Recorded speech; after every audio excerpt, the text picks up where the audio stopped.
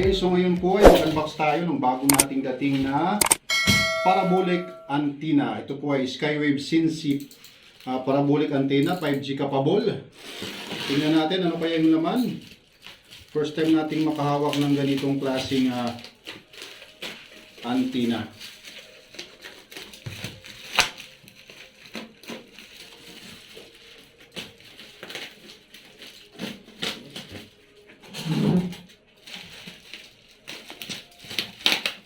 Okay.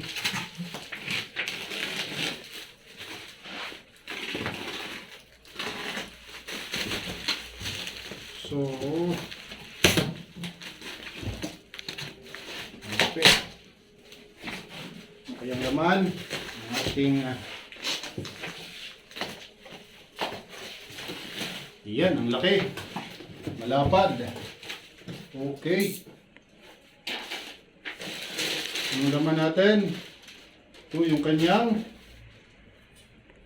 ano to, pinaka spine.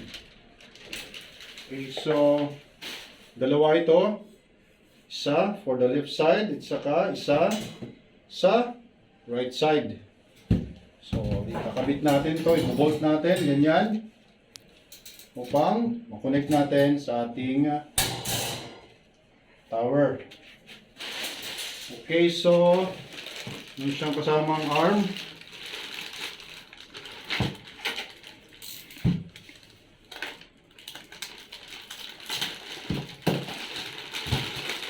Okay, yan, ang laki ng kanyang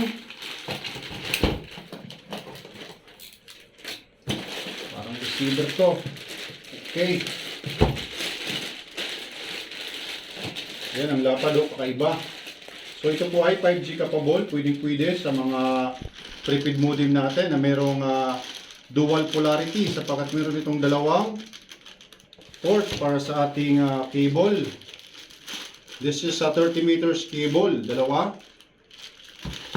So wala nang ibang laman, ito lang yung kanyang antena.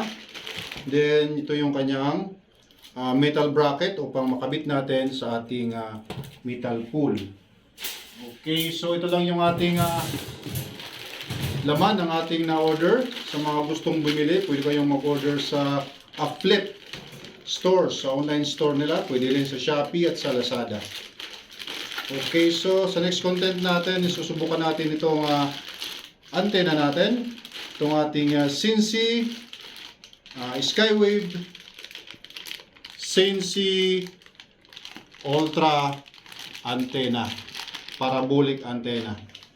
So ito po ay 5G capable from 698 MHz to 4000 MHz. Okay, so yung band port ito possible pwede dito. So yung band port ito ng modem is B525.